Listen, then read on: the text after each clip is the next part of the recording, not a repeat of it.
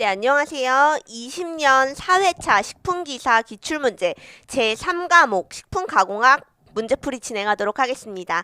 자, 1번 문제부터 계산 문제가 나왔습니다. 보고 넘어갈게요. 20웨이%의 설탕 용액에 끓는 점을 구하는 과정에 따라서 기억 몰랄 농도와 2번 끓는 점 오른 근사식에 대입한 수치를 구하여라 라고 나왔습니다. 자, 우리 그럼 여기서 뭘 먼저 알아야 돼요? 몰랄 농도 알아야 됩니다. 몰랄 농도는요 1kg에 용매가 들어갑니다. 용매분에 용질에 몰수가 들어가게 되는데요.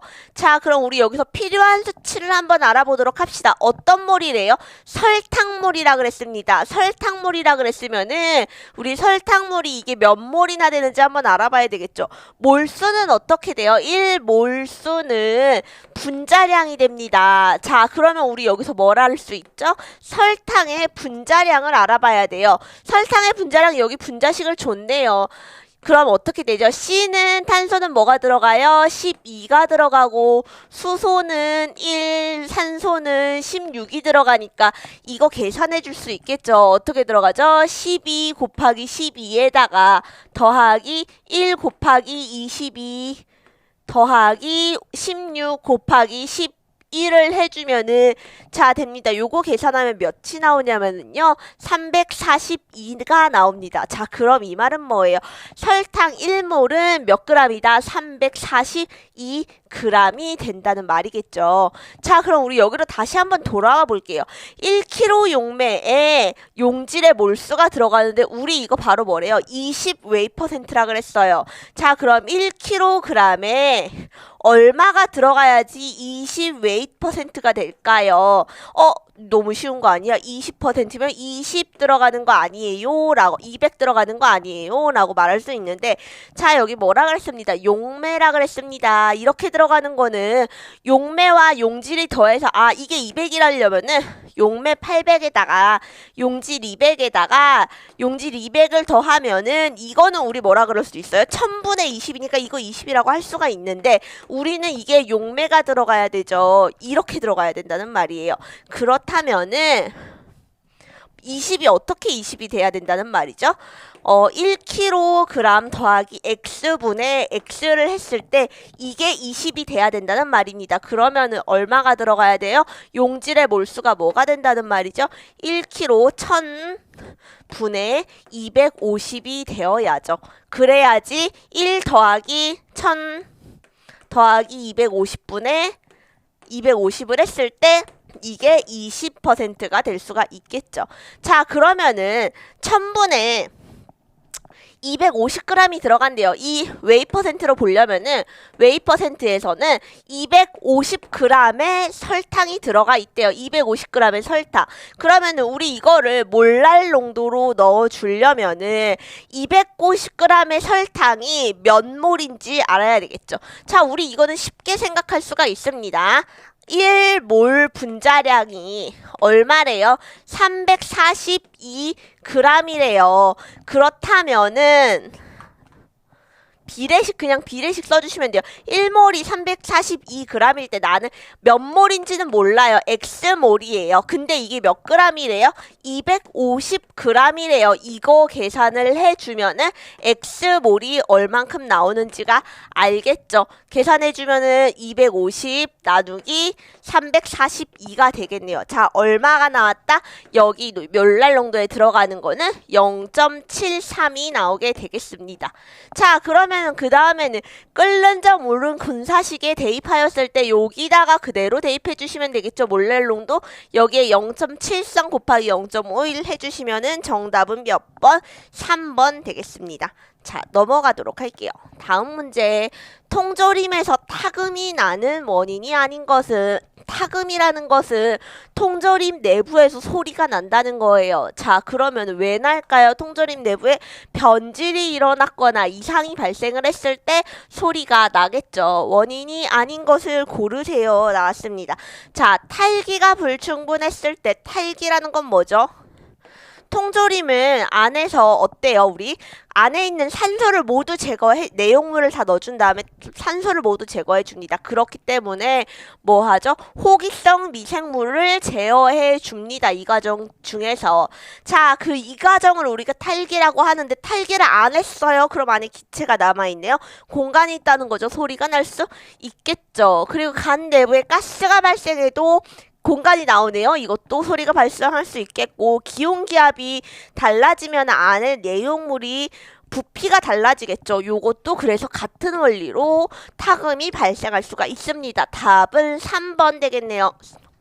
다음 문제 42%의 전분율 1리터를 3분해 시켜서 D 값이 42가 되는 물엿을 만들도록 할때요.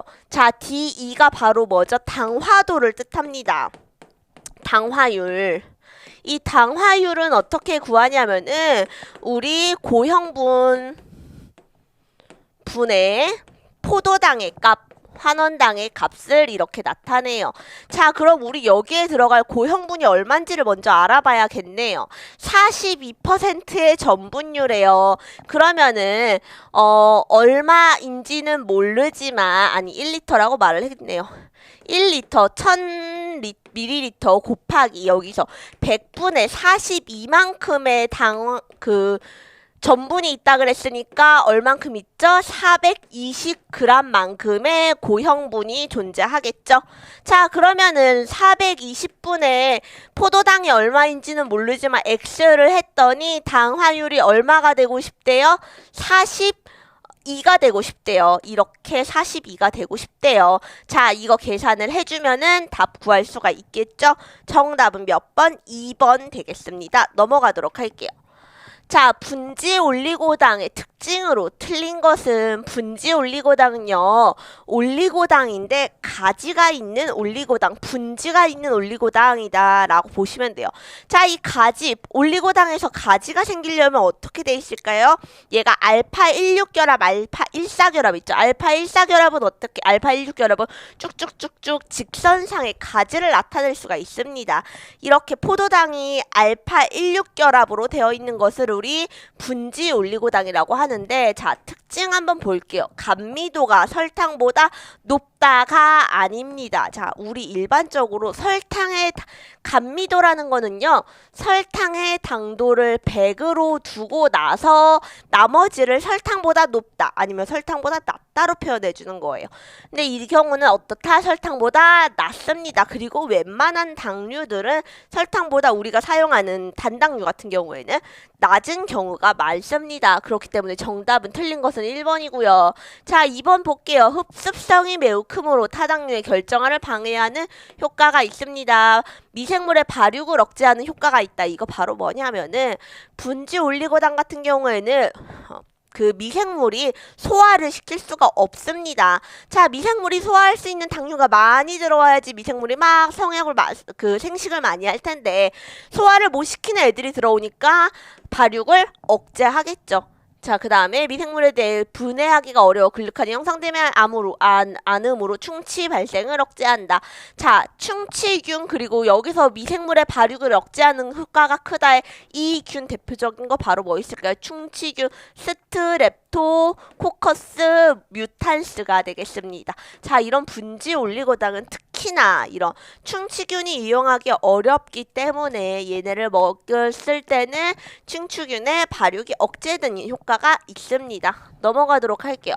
식품을 동결할 때 최대 빈결 생성대의 일반적인 온도 범위는, 자, 빈결이 형성된다는 거 얼음 입자가 형성된다는 겁니다. 자, 이 얼음 입자가 크게 가장 많이 형성되는 시기가 바로 언제? 2번입니다. 자, 우리 0도부터 얼기 시작하죠. 그래서 가장 초반에 얼기 시작한 시점부터가 빈결이 가장 크게 생성되는 빈결성 생성대입니다. 자, 그때 우리 이 5도씨에서 마이너스 1도씨까지를 몇 분 안에 30분 이내로 통과하게 되면은 그걸 바로 뭐라 그런다? 급속 동결이라고 말을 하고요. 이거를 60분 이상 너무 높게 천천히 한다. 그럼 완만 동결이라고 말을 합니다. 완만 동결했을 시에는 어때요? 입자가 더 커지는 현상을 볼 수가 있겠죠. 자, 넘어가겠습니다. 남백을 이용해서 가공품을 제조 시에 1000g의 남백이 필요하대요. 그때 껍질을 포함한 60g의 전란이 몇 개가 필요할까요?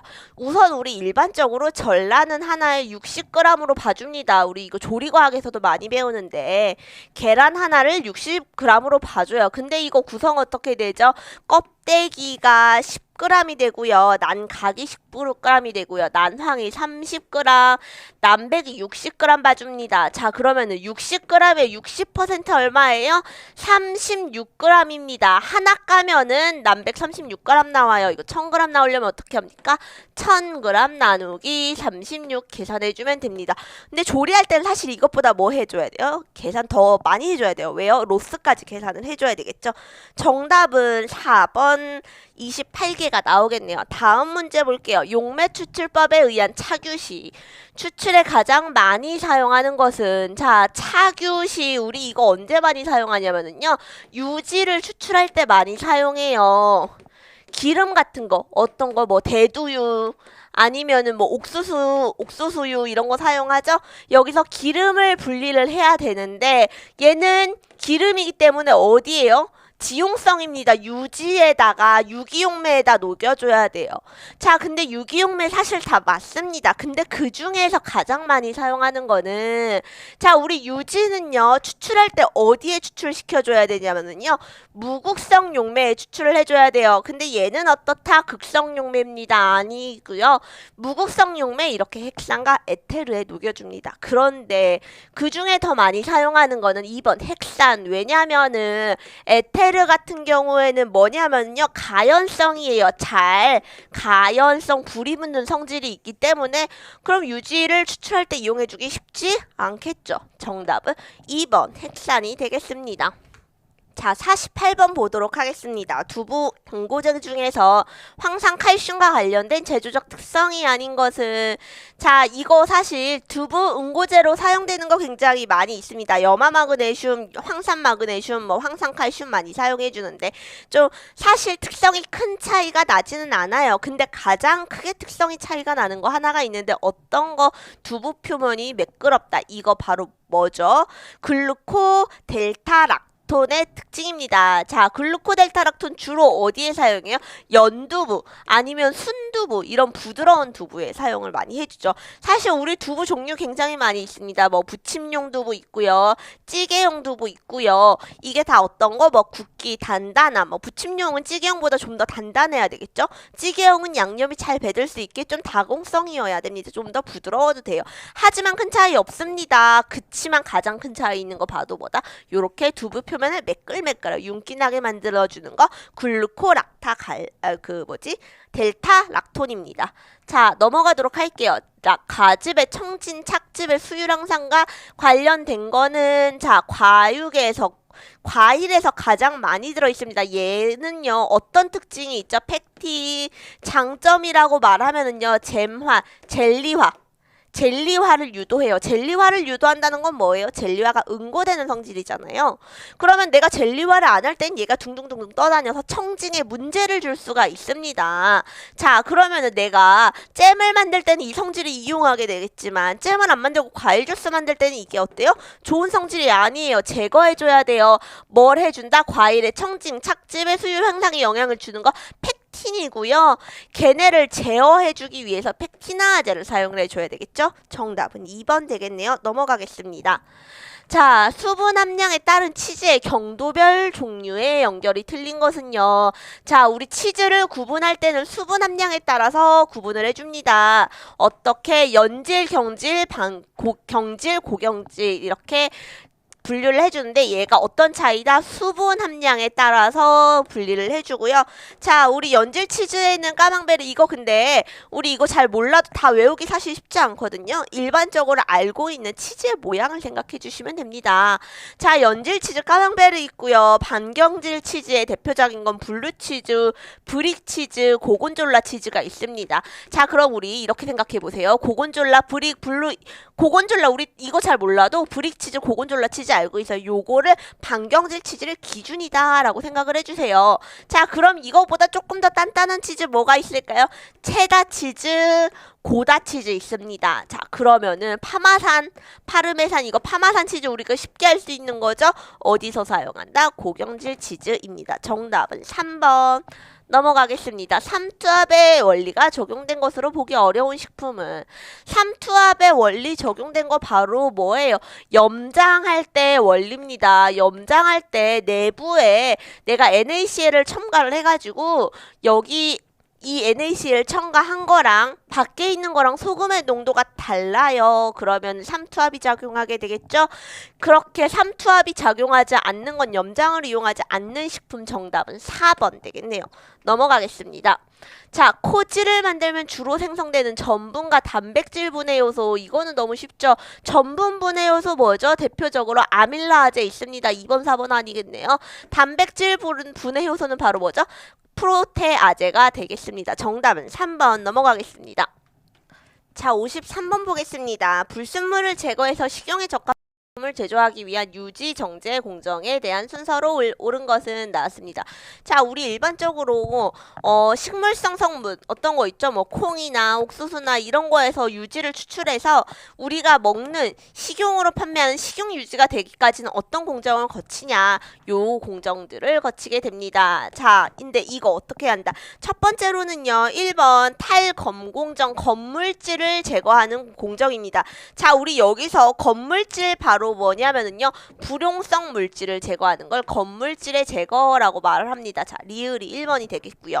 자, 2번 그 다음에는 탈상 공정이 들어가야 됩니다. 자, 근데 우리 검물질 제거할 때요, 어떤 거 이물질을 우리 물을 정제하는 것도 생각해 주시면 돼요. 뭘 먼저 하죠? 첫 번째로는 물리적으로 제거할 수 있는 물질을 제거하고요. 그 다음에 화학적으로 제거를 해주신다고 생각을 하시면 돼요. 자, 여기서도 똑같습니다. 어떤 거?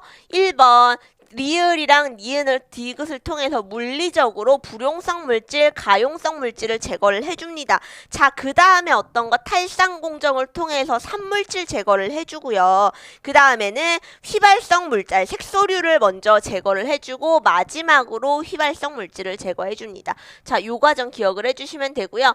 여기서 이렇게 유지정제 공정에서 가장 많이 나오는 거는 사실 나머지는 공정이랑 이름이랑 매칭이 됩니다. 탈상 공정 뭐 하는 것 같아요? 산물질 제거하는 거겠죠. 탈색 공정, 색소류 제거하는 거겠죠. 근데 연결이 안 되는 거. 윈터리제이션, 탈납 공정은요. 납을 제거하는 게 아니라 고체 지방들을 제거하는 거다라는 공정 기억해 주시면 될 것 같습니다. 자, 순서는요. 이제 외워주시면 되고요. 정답은 4번 되겠습니다. 넘어가서 자, 식육의 화학적 조성에 대한 설명으로 틀린 것을 골라라 나왔습니다. 식육은요, 화학적 조성의 식육은 일단 뭐예요? 근육으로 이루어진 주로 근육 부분을 우리가 섭취하게 되죠. 근육 단백질을 성분입니다. 자, 근데 식육의 근육 어떤 거 있죠? 액토와 미오신과 액틴이 결합되어 있어서 얘네가 결합하면은 액토미오신 형태를 이룹니다. 이게 근육이 수축이 될 때죠. 이게 근육의 그 동물 근육의 가장 대표적인 형태입니다. 식육의 형태다라고 보시면 되겠죠. 1번 식육은 화학적 조성은 동물의 종류, 성별, 연령, 영양 상태에 따라서 다릅니다. 부위에 따라서도 성분이 달라요. 우리도 삼겹살 먹을 때, 목살 먹을 때 지방의 함량 다르죠. 1번 맞고요. 2번 근형질 단백질은 중류수 또는 낮은 이온 강도의 염료액으로 추출되기 때문에 수용성 단백질이라고도 합니다. 자, 우리 근형질 단백질은 수용성 단백질 가장 큰 특징이니까 기억해 주시면 되고요. 근현섬유는요. 액틴과 미오신의 복합체의 형성에 따라서 직간접적인 조절 기능을 가지고 있다. 자, 원래는 이렇게 액틴, 미오신 상태로 있다가 쟤네가 어떻게 합쳐지면서 액토미오신 상태로 수축을 하게 됩니다. 맞고요. 식육에는 비타민 A, D 등의 지용성 비타민은 극히 소량 들어있고 돼지고기엔 수용성 비타민 중 C가 아니라 B, 원이 가장 많습니다. 기억해 주시면 되겠네요. 다음 문제. 식품의 냉동 저장 중 일어나는 변화로서 냉동해와 가장 거리가 먼 것을 고르십시오. 자, 냉동의 식품을요, 냉동 상태에서 내가 오래 보관했을 때 변화하는 거예요. 자, 미세한 구멍, 우리 냉동을 하면은요, 어떠죠? 수분이 날아갈 수가 있어요. 미세한 구멍 생성 맞고요. 그럼 장기 보관하게 되니까 풍미가 저하될 수 있고 단백질의 탈수 변성, 2번, 4번 동일한 거겠죠? 탈수 변성이 되는 게 왜? 수분이 빠지기 때문에 구멍도 생기고 탈수가 된다. 산화방지가 되는 거는 아닙니다. 정답은 1번 넘어가겠습니다. 동결에 대한 설명 중에 틀린 것을 고르시오. 분무식 동결법은 급속 동결에 해당한다. 급속 동결. 자, 우리 분무식 동결법은 어때요? 표면을 극대화시키는 동결법이에요. 표면을 넓게 하다 보면 동결하는데 시간이 더 빨리 들겠죠. 그렇기 때문에 급속 동결에 해당한다 맞고요. 송풍 동결법은 마이너스 40에서 30도의 냉풍을 강제 순환시키는 급속 동결입니다. 자, 송풍도 바람을 불어서 해주기 때문에 급속 동결 맞습니다. 마이너스 40에서 25도씨로 냉각시킨 금속판 사이에 금속을 품을 넣고 양면을 밀착하여서 판에다가 동결시키는 것은 금속판 접촉 동결법이다. 자, 판과 판 사이에, 냉판과 냉판 사이에서 열이 접촉해서 전달하게 해주는 거예요. 3번 맞고요. 최저 빈결정 생성대를 통과하는 시간이 40분이면 이거 너무 늦지 않아요? 40분 아니죠? 30분이면은 급속 동결이고 반면에 60분 이상이면은 완만 동결이라고 해줍니다. 정답은 4번 되겠네요. 자, 버터 제조 시에 필요한 공정이 아닌 것은 고르십시오. 자, 1번 75도로 살균하고 5시간, 6시간 동안 발효시킵니다. 자, 이거는요, 원유를 제조하는 공정에 무조건 들어갑니다. 우리 유가공품은 기본적으로 원유를 이용하죠. 근데 그 원유를 제조 마지막에 살균시킬 수 있을까요? 없습니다. 제조 초기에 살균해서 사용해야 되고요. 그거는 바로 몇 도? 75도에서 사용을 하고요. 버터를 이용하기 위해서 발효를 시킨다 맞습니다. 교반에서는 지방의 알맹이를 음직시킵니다. 이렇게 해서 뭘 해주는 거예요? 버터와 버터밀크의 분리를 빠르게 하기 위해서 교반을 해줍니다. 자, 따로 떨어져 있는 막 교반을 통해서 알맹이들끼리 응집시키면 버터 따로, 버터밀크 따로 구분이 가능하겠죠? 자, 순도가 높은 소금을 가열하여 풍미를 향상시킵니다. 자, 우리 가염버터에서 사용하는 방법이고요. 방사선으로 다시 오염균을 살균하면은 안 되겠죠. 방사선이 허가된 식품이 있고 허가되지 않은 식품이 있습니다. 자, 그리고 오염균 살균하는 거 어떻게 해요? 처음에 원유를 가공할 때 살균을 하거나 아니면 맨 마지막 단계에서 살균을 처리합니다. 자, 정답은 4번 되겠네요. 달걀의 저장 중에 일어나는 현상이 아닌 것은 고르세요. 자, 달걀이 저장을 하면은 어때요? 신선도가 떨어지게 됩니다. 그때 어떤 현상이 일어나는지 한번 볼게요. 알 껍질이 반들반들해진다. 자, 우리 신선란을 판단해주는 여러 가지 방법이 있는데요. 자, 그 중에 하나가 외부적으로 만져서 검사를 해주는 거예요. 그렇게 했을 때 만졌을 때 얘가 신선한 나는 까칠까칠한 느낌이 나고요. 오래된 나는 반들반들해진 느낌이 납니다. 맞고요. 흰자의 정성이 줄어든다. 맞습니다. 자, 그리고 기실이 커진다. 맞고요. 이런 현상 왜 일어날까요? 자, 우리 안에 난백과 난황이 있고요. 여기 이렇게 기실이 원래 조그맣게 존재합니다. 공기가 있는 부분이죠. 근데 시간이 지나면은 얘가 알껍데기가 호흡을 하기 때문에 안에 있는 수분이 빠져나갈 수밖에 없어요. 안에 있는 수분이 빠져나가면 부피가 어떻게 될까요? 줄어들겠죠. 그럼 이 기실의 공간이 넓어질 수밖에 없겠죠. 점점 시간이 지날수록. 그렇기 때문에 오래된 계란에서 나타나는 현상입니다. 자, 그리고 흰자의 점성이 줄어든다. 우리 계란 후라이 할 때 딱 알을 깨버리면은 신선한 라는 어때요? 흰자도 그렇고 노른자도 그렇고 이렇게 알이 올라와 있습니다. 자, 우리 그래서 이거를 통해서 알의 신선도를 판단을 해주는데 계산을 해주는 거 흰자의 넓이 분의 노른자의 넓이 이렇게 했을 때 노른자가 더 높이 탱탱하게 올라올수록 더 신선한 란이라고 해주겠죠. 자, 맞고요. 호흡작용으로 인해서 산성이 된다가 답이 아니겠죠. 정답은 4번 되겠습니다. 자, 넘어가도록 할게요. 49번 감의 떫은 맛을 없애는 공정의 원리는, 자, 감의 떫은 맛을 내는 주로 성분이 뭐죠? 탄닌입니다. 이 탄닌이 바로 어떤 성분이에요? 요 15올이죠.